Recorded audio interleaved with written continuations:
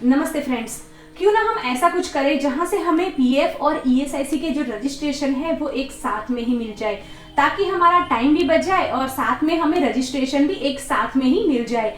तो दोस्तों ये वीडियो में हम यही देखने वाले हैं कि पीएफ और ईएसआईसी का जो रजिस्ट्रेशन होता है वो हमें एक साथ कैसे मिल सकता है और हम प्रोसेस एक साथ कैसे कर सकते हैं।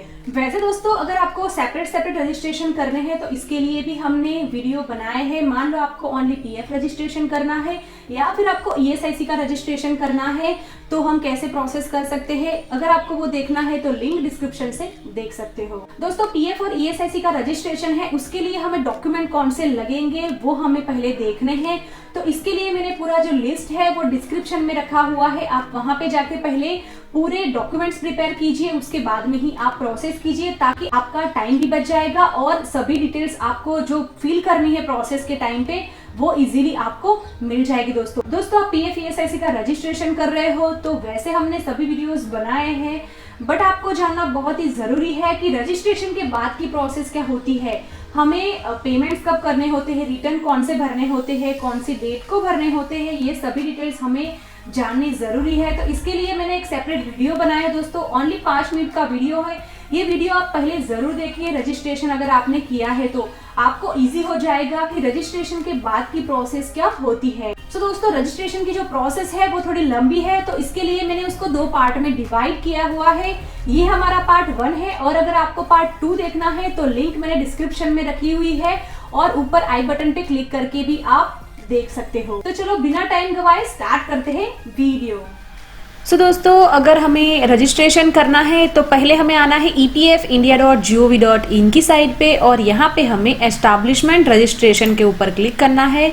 तो एक दूसरी साइट ओपन हो जाएगी जो है registration.shramsuvidha.gov.in पे, और ये जो लिंक है वो मैं डिस्क्रिप्शन में दे दूंगी, आप वहाँ से डायरेक्टली जाके भी ये वेबसाइट ओपन कर सकते हो। इसके बाद में हमें यहाँ पे यूजर आईडी और पासवर्ड डालना है, वेरिफिकेशन कोड डाल के हमें लॉगिन करना है अगर आपके पास ऑलरेडी श्रम सुविधा का आईडी पासवर्ड है। तो अगर आप ये वेबसाइट जो है वो फर्स्ट टाइम यूज कर रहे हो तो आपको साइन अप के ऊपर क्लिक करना है और आपको आपकी लॉगिन आईडी और पासवर्ड जो है वो जनरेट करना पड़ेगा। तो इसके लिए आपको यहाँ पे नेम, आपका surname, email ID, mobile number, ये वेरिफिकेशन कोड जो है वो यहाँ पे आपको सेम डालना है और साइन अप करना है। इसके बाद में फ्रेंड्स ये ईमेल आईडी जो आपने यहाँ पे मेंशन की है वो ईमेल आईडी पे मिल जाएगा, वहां पे आपको वेरीफाई करना है और वहां से आपको आपका आईडी पासवर्ड जनरेट करना है। और इसके बाद में यहाँ पे आपको जो आईडी पासवर्ड आपने जनरेट किया है वो आपको यहाँ पे लॉगिन आईडी पासवर्ड डाल के करना है लॉगिन। तो यहाँ पे यूजर आईडी डाल दीजिए, इसके बाद में पासवर्ड, वेरिफिकेशन कोड डाल दिए और यहाँ पे लॉगिन कीजिए। क्योंकि ये मैं प्रोसेस नहीं कर रही हूँ बिकॉज ये मेरे पास ऑलरेडी है। यूजर आईडी अगर आप बना रहे हो तो यहाँ पे ऐसा नहीं है कि आपको आपकी कंपनी का ही बनाना है। आप अगर आपकी कंपनी में जॉब करते हो तो ये आईडी पासवर्ड आप खुद भी जनरेट कर सकते हो। इट मीन्स आपके पर्सनल नेम से भी जनरेट कर सकते हो या आपका एम्प्लॉयर के नेम से भी जनरेट कर सकते हो। तो यहाँ पे चलो आईडी पासवर्ड मैं मेरा डाल के लॉगिन कर देती हूँ। इसके बाद में दोस्तों यहाँ पे डैशबोर्ड ओपन हो जाएगा श्रम सुविधा पोर्टल का। यहाँ पे हमें रजिस्ट्रेशन में जाना है और रजिस्ट्रेशन अंडर ईपीएफ ईएसआईसी के ऊपर क्लिक करना है। दोस्तों यहाँ पे कुछ इम्पोर्टेंट इंस्ट्रक्शन बताई हुई है, मैं आपको आगे वीडियो में ये सब के बारे में बताने वाली हूँ। तो इसके बाद में हमें अप्लाई फॉर न्यू रजिस्ट्रेशन के ऊपर क्लिक करना है। तो इसके बाद में दोस्तों 2 ऑप्शन यहाँ पे ओपन होंगे। यहाँ पे है एक employ state insurance act, it means ESIC का, और यहाँ पे प्रोविडेंट फंड का रजिस्ट्रेशन, इट मीन्स पीएफ का रजिस्ट्रेशन। तो अगर आपको दोनों को साथ में ही रजिस्ट्रेशन करना है तो ये दोनों ही टिक मार्क रहने दीजिए। मान लो आपको ओनली पीएफ का करना है तो हम लोग ये ईएसआईसी के टिक मार्क को हटा के फिर आगे की प्रोसेस करेंगे। तो अभी के लिए हम दोनों को साथ में कर रहे हैं रजिस्ट्रेशन, तो यहाँ पे दोनों को टिक मार्क रखेंगे और इसके बाद में सबमिट के ऊपर क्लिक करेंगे। दोस्तों यहाँ पे कुछ इन्फॉर्मेशन हमें देनी होती है, कुछ नहीं बहुत सारी इन्फॉर्मेशन देनी होती है एक्चुअली। यहाँ पे एस्टैब्लिशमेंट डिटेल्स, ई कॉन्टैक्ट, कॉन्टैक्ट पर्सन, आइडेंटिफायर, ये जो पूरी टैब्स है वो हमें 1 बाय 1 फिल करनी होती है। आप ऐसा ही समझ लो कि आपको एक पूरा फॉर्म भरना है आपकी कंपनी के रिलेटेड और पीएफ ईएसआईसी के रिलेटेड जो इन्फॉर्मेशन होती है वो यहाँ पे हमें देनी होती है। तो चलो 1 बाय 1 हम पूरी डिटेल में देखते हैं कि इन्फॉर्मेशन हमें क्या भरनी होती है। सो दोस्तों फर्स्ट में आपको एस्टैब्लिशमेंट डिटेल डालनी है, जिसमें establishment name as per PAN आपको यहाँ पे डालना है। इट मीन्स आपको आपकी कंपनी का नेम देना है जो पैन नंबर पे है वो। बट मान लो आपका प्रोप्राइटरशिप फर्म है तो आपको पैन के ऊपर जो नेम है वो डालने की ज़रूरत नहीं है। आपको आपका जो नेम है एस्टैब्लिशमेंट का जो आपने रखा है वो आप यहाँ पे डाल सकते हो। इसके बाद में आपको यहाँ पे work place address proof required in attachment, तो यहाँ पे आपको आपका वर्क प्लेस डालना है। ध्यान रखिए जो भी आप यहाँ पे एड्रेस डालोगे उसका प्रूफ आपके पास होना चाहिए, जो हमें बाद में यहाँ पे जब हमारे डॉक्यूमेंट हम अटैच करेंगे तो हमें वो डिटेल्स यहाँ पे अटैच करनी पड़ेगी। तो यहाँ पे आपको आपका वर्क प्लेस में डालना है प्रीमाइसिस नंबर और नेम। यहाँ पे सब लोकेशन कॉलोनी स्ट्रीट वगैरह है तो आपको यहाँ पे डालना है। फ्रेंड्स ध्यान रखें यहाँ पे जो रेड मार्क है, यहाँ पे स्टार है, वो आपको मैंडेटरी फिल करने पड़ेंगे। इसके बाद में आपको लोकेलिटी, विलेज, टाउन नेम वगैरह आपको यहाँ पे देना है। इसके बाद में आपको यहाँ से स्टेट सिलेक्ट करना है, आपका जो भी स्टेट है वो। इसके बाद में डिस्ट्रिक्ट सिलेक्ट करना है, आपका जो भी डिस्ट्रिक्ट है वो। एरिया पिन कोड यहाँ से प्रॉपरली डालना है। इसके बाद में नियरेस्ट पुलिस स्टेशन है वो आपको यहाँ पे डालना है और सेटअप डेट आपको यहाँ पे डालनी है। इट मीन्स आपका जो बिजनेस शुरू हुआ है वो डेट आपको यहाँ पे डालनी है। 10 नंबर पे एस्टैब्लिशमेंट कैटेगरी सिलेक्ट करनी है, जिसमें यहाँ पे बहुत सारे ऑप्शन आपको मिलेंगे। कॉमर्शियल एस्टैब्लिशमेंट या फिर factory, mines, restaurant, shop, theatre और इसमें से कोई भी नहीं है तो आप अदर सिलेक्ट कर सकते हो। इसके बाद में यहाँ पे सेक्टर, ओनरशिप टाइप यहाँ पे आपको देना है। इट मीन्स जो आपकी कंपनी है वो पार्टनरशिप फर्म है, प्रोप्राइटरशिप है, प्राइवेट लिमिटेड है, जो भी आपकी फर्म है वो आपको यहाँ पे डालना है। ओनरशिप की सेक्टर है वो आपको यहाँ पे सिलेक्ट करनी है। सो दोस्तों इसमें आपको फैक्ट्री की डिटेल्स भरनी है। जो फैक्ट्री का लाइसेंस होगा इसके ऊपर ये पूरी डिटेल्स आपको मिल जाएगी। अगर आपने ये 10 नंबर में एस्टैब्लिशमेंट कैटेगरी में फैक्ट्री सिलेक्ट किया होगा तो यहाँ पे वो ऑप्शन ओपन हो जाएंगे। मान लो आपकी फैक्ट्री है और उसका रजिस्ट्रेशन कर रहे हो तो आपको यहाँ पे फैक्ट्री लाइसेंस डालना पड़ेगा। यहाँ से आपको सिलेक्ट करना होगा, वो आपको आपकी जो लाइसेंस होगा उसके ऊपर से ये मिल जाएगा। अगर ये तीनों में से नहीं है तो नॉट एप्लीकेबल कर सकते हो। इसके बाद में आपको फैक्ट्री लाइसेंस नंबर डालना है। इश्यूड बाय अथॉरिटी प्लेस, कहाँ से कौन से प्लेस से हुआ है इश्यूड वो आपको यहाँ पे प्लेस डालना है।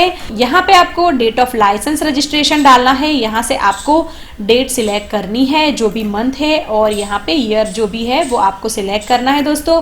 इसके बाद में date of trial production e factory, यहाँ पे आपको वो भी डेट डालनी है। तो ये हो गई हमारी फैक्ट्री की पूरी डिटेल्स। अगर आपकी फैक्ट्री नहीं है तो यहाँ पे अगर हमने दूसरा कुछ ये सिलेक्ट किया है एस्टैब्लिशमेंट कैटेगरी तो ये आपको भरने की जरूरत नहीं है, ये ओनली फैक्ट्री के लिए है। तो दोस्तों इसके बाद में हमें यहाँ पे डालना है if startup specify startup registration number. यहाँ पे आपको DIPP स्टार्टअप नंबर डालना है। DIPP का मतलब होता है दोस्तों department of industrial policy and promotion. ये जो सर्टिफिकेट रहता है वो नंबर आपको यहाँ पे देना है और सर्टिफिकेट के ऊपर से डेट आपको यहाँ पे देनी है। बट ये दोस्तों मैंडेटरी नहीं है, आप इसको स्किप कर सकते हो। इसके बाद में यहाँ पे आपको डालना है MSME का रजिस्ट्रेशन नंबर। MSME को हम लोग बोलते हैं माइक्रो स्मॉल मीडियम एंटरप्राइजेस, जिसको हम उद्योग आधार नंबर भी बोलते हैं। सो दोस्तों 1 जुलाई से उद्योग आधार का पूरा प्रोसेस चेंज हो गया है। जो है हम पहले उसको बोलते थे उद्योग आधार, अभी वो उद्यम रजिस्ट्रेशन के नाम से पहचाना जाएगा। तो अगर आपको ये आपने रजिस्ट्रेशन किया है तो आपको रजिस्ट्रेशन नंबर और सर्टिफिकेट के ऊपर जो डेट है MSME सर्टिफिकेट डेट वो आपको यहाँ से सिलेक्ट करके देनी है।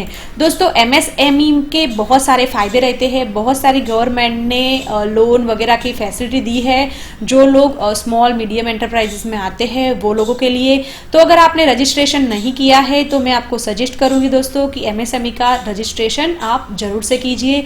इसके लिए हमने ये जो नई प्रोसेस है 1 जुलाई 2020 से चेंज हो गई है, उसका भी रजिस्ट्रेशन का पूरा हमने वीडियो बनाया है। अगर आपको देखना है तो डिस्क्रिप्शन में जाके देख सकते हो, पूरा रजिस्ट्रेशन का प्रोसेस है। और दोस्तों मान लो आपके पास MSME का रजिस्ट्रेशन ऑलरेडी है, इट मीन्स उद्योग रजिस्ट्रेशन ऑलरेडी है, तो भी आपको री रजिस्टर करना होगा खुद को। तो वो आप जरूर से एक बार देखिए। सो दोस्तों, इसके बाद आपको ओनरशिप डिटेल डालनी है, डेट ऑफ रजिस्ट्रेशन आपको डालना है, नंबर ऑफ ओनर, अगर आपका पार्टनरशिप फर्म है तो 2 या 3 पार्टनर है तो आपको वो देना है। इसके बाद में प्रोप्राइटरशिप फर्म है तो आपको यहाँ पे नंबर ऑफ ओनर का 1 देना है। प्राइवेट लिमिटेड फर्म है तो आपको देना है डायरेक्टर का डिटेल्स, तो यहाँ पे नंबर ऑफ ओनर का डिटेल देना है। इसके बाद में इश्यूड एट आपको यहाँ पे देना है, कहाँ से आपका ये सर्टिफिकेट जो है वो इश्यूड हुआ है, और यहाँ पे आपको रजिस्ट्रेशन नंबर और डीड नंबर देना होता है। पार्टनरशिप फर्म में आप डीड नंबर यहाँ पे दे सकते हो। तो यहाँ पे आपको इश्यूड बाय, कहाँ से इश्यूड हुआ है वो देना है। इसके बाद यहाँ पे CIN नंबर डालना है, CIN मतलब, इसके बाद यहाँ पे हमें CIN नंबर देना है, कॉर्पोरेट आइडेंटिफिकेशन नंबर, इसको आप स्किप भी कर सकते हो दोस्तों।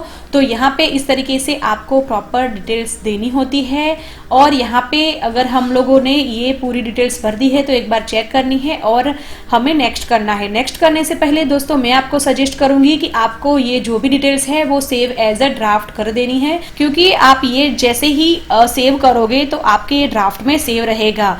30 डेज तक आपको ये जो ड्राफ्ट है वो सेव रहेगा। इसके 30 डेज तक आपको अगर रजिस्ट्रेशन करना भी रहेगा तो आप कर सकते हो, तो ड्राफ्ट में सेव कर दीजिए। इसके बाद में नेक्स्ट में क्लिक करके हम आगे की टैब में चले जाते हैं। दोस्तों, इसके बाद में है ई कॉन्टैक्ट्स, यहाँ पे है प्राइमरी ईमेल आईडी और प्राइमरी मोबाइल नंबर। यहाँ से ध्यान रखें दोस्तों, सही ईमेल आईडी और मोबाइल नंबर होना चाहिए, क्योंकि EPF और ESIC के रिलेटेड जो भी नोटिफिकेशन होगी या रजिस्ट्रेशन के रिलेटेड नोटिफिकेशन होगी वो आपको यहाँ से ही मिलेगी। जैसे ESIC का सर्टिफिकेट है वो लॉगिन आईडी वगैरह आपको ईमेल आईडी पे मिलता है, और PF के जो आईडी पासवर्ड है वो रजिस्टर मोबाइल नंबर पे मिलते हैं। तो आपको यहाँ पे सही मोबाइल नंबर देना है। सो दोस्तों, इसके बाद में हमें सेव एज अ ड्राफ्ट करना है और पास वाले टैब में चले जाना है जो है कॉन्टैक्ट पर्सन्स। तो दोस्तों, यहाँ पे हमें कॉन्टैक्ट पर्सन में प्राइमरी मैनेजर की डिटेल्स भरनी है। बट यहाँ पे मान लो आपका जो एस्टैब्लिशमेंट है वो फैक्ट्री के अंडर में है तो ही आपको ये डिटेल्स मैंडेटरी भरनी है ESIC एंड PF के लिए। मान लो आपका फैक्ट्री के अलावा का एस्टैब्लिशमेंट है तो आपको ये डिटेल्स भरनी नहीं है, आप ये डिटेल्स को स्किप कर सकते हो।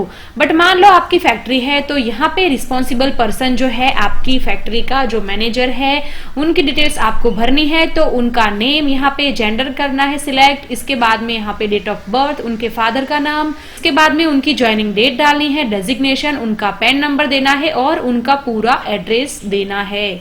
एड्रेस में क्या क्या भरना है मैंने आपको आगे की टैब में बताया हुआ था, तो इसके अकॉर्डिंग आपको यहाँ पे पूरा उनका एड्रेस देना है और उनका ईमेल आईडी और उनका मोबाइल नंबर आप दे दीजिए। तो यहाँ पे आपको मैनेजर की डिटेल्स भरनी है या फिर रिस्पॉन्सिबल पर्सन या सुपरवाइजर जो है उनकी डिटेल्स आपको भरनी है। तो इसके बाद में दोस्तों हमें प्राइमरी ओनर की डिटेल भरनी है, ये मैंडेटरी है, आपको पूरी डिटेल्स यहाँ पे भरनी है। मान लो आपका पार्टनरशिप फर्म है तो आपके जो ओनर है वो एक से ज्यादा होंगे, तो यहाँ पे एक ओनर और बाकी का दूसरा जो ओनर है वैसे ऐड कर सकते हो ओनर को। बट मान लो आपका प्रोप्राइटरशिप फर्म है तो आपका जो प्रोप्राइटर का ही नाम डालना होगा, तो यहाँ पे नेम डालना है, gender, date of birth, father name, फिर इसके बाद में डेट ऑफ ज्वाइनिंग यहाँ पे उनकी डालनी है, डेजिग्नेशन, उनका पैन नंबर और उनका पूरा एड्रेस आपको डालना है। ध्यान रखें आपको ये जो डिटेल्स है वो सही भरनी है। आप उनका आधार कार्ड या फिर उनका कोई एड्रेस प्रूफ ले लीजिए, इसके बाद में ही देख के प्रॉपर एड्रेस फिल कीजिए। इसके बाद में आपको ईमेल आईडी डालनी है और यहाँ पे मोबाइल नंबर डालना है। तो ये पूरी डिटेल भरने के बाद यहाँ पे आपको कांटेक्ट पर्सन की डिटेल्स भी दिख जाएगी। जैसे जैसे आप फिल करोगे यहाँ पे पूरी डिटेल्स आएगी। इसके बाद में दोस्तों याद से एक बार चेक कर लीजिए, सही डिटेल्स होनी चाहिए। इसके बाद में हमें सेव एज अ ड्राफ्ट करना है और पास वाले टैब में चले जाना है। अगर आपको दोस्तों कभी भी कुछ भी क्वेरी है तो आप कमेंट कर सकते हो, हम हमेशा ट्राई करते हैं रिप्लाई करने का। दोस्तों कमेंट जरूर करना अगर आपको कुछ भी क्वेरी है तो चलो पास वाले टैब में चले जाते हैं। तो दोस्तों इसके बाद में है आइडेंटिफायर। यहाँ से आपको सिलेक्ट करना है जो भी सर्टिफिकेट आपके पास है वो। यहाँ पे GST सर्टिफिकेट भी है, यहाँ पे रजिस्टर ऑफ कंपनीज है, सेल्स टैक्स एक्ट है, शॉप लाइसेंस भी है। तो ये जो भी आपके पास सर्टिफिकेट है वो सिलेक्ट करना है। फॉर एग्जाम्पल हम GST सर्टिफिकेट को सिलेक्ट करते हैं, ऑप्शन को सिलेक्ट करते हैं। इसके बाद में आइडेंटिफायर वैल्यू में आपको सर्टिफिकेट का नंबर देना है, name as on identifier, certificate के ऊपर जो नेम है वो आपको यहाँ पे देना है, डेट ऑफ इश्यू देना है, जो डेट को इश्यू हुआ था वो डेट आपको यहाँ से सिलेक्ट करनी होगी और आपको देनी है। इसके बाद में इश्यूड बाय अथॉरिटी डालनी है और इश्यूड एट प्लेस डालना है, जो प्लेस से इश्यू हुआ था। तो ये यहाँ से आपको मैंडेटरी डिटेल्स है तो आपको भरनी है। इसके बाद में यहाँ पे है mark it as a address proof. अगर मान लो आपने यहाँ से सिलेक्ट किया दोस्तों, तो जब आप अटैचमेंट अपलोड करोगे तो ये जो सर्टिफिकेट आपने यहाँ से सिलेक्ट किया है वो सर्टिफिकेट आपको यहाँ पे अपलोड करना पड़ेगा। तो इसके बाद में आपको ऐड करना है, तो यहाँ पे जो भी डिटेल्स आपने भरी है वो यहाँ पे आ जाएगी। तो दोस्तों यहाँ पे सही सही डिटेल्स आपको भरनी है। यहाँ पे मैं आपको एक रिक्वेस्ट करती हूँ दोस्तों, अगर हमारा वीडियो अच्छा लगा तो लाइक जरूर करना, आपको हेल्प लगे तो आप हमें कमेंट जरूर करना और एटलीस्ट गुड जरूर लिखना। और पीएफ ईएसआईसी के रिलेटेड और भी बहुत सारे वीडियोस हम बनाते हैं। अगर आपको इसके रिलेटेड अपडेट्स चाहिए तो हमारी चैनल को भी जरूर से सब्सक्राइब करना। तो चलो आगे की प्रोसेस करते हैं। इसके बाद में हम सेव एज अ ड्राफ्ट करते हैं और नेक्स्ट स्टेप में चले जाते हैं। तो आज की वीडियो में बस इतना ही देखेंगे और जो नेक्स्ट पार्ट बचा है हमारा पार्ट 2, उसमें आधी प्रोसेस जो बची है हम देखेंगे। अगर आपको वीडियो से थोड़ी भी हेल्प हुई हो तो वीडियो जरूर लाइक कर देना, चैनल को जरूर सब्सक्राइब करना और कमेंट करके हमें जरूर बताना कि आपको हमारा वीडियो कैसा लगा। चलो मिलते हैं नेक्स्ट वीडियो में कुछ नई अपडेट्स के साथ। तब तक के लिए बाय, धन्यवाद।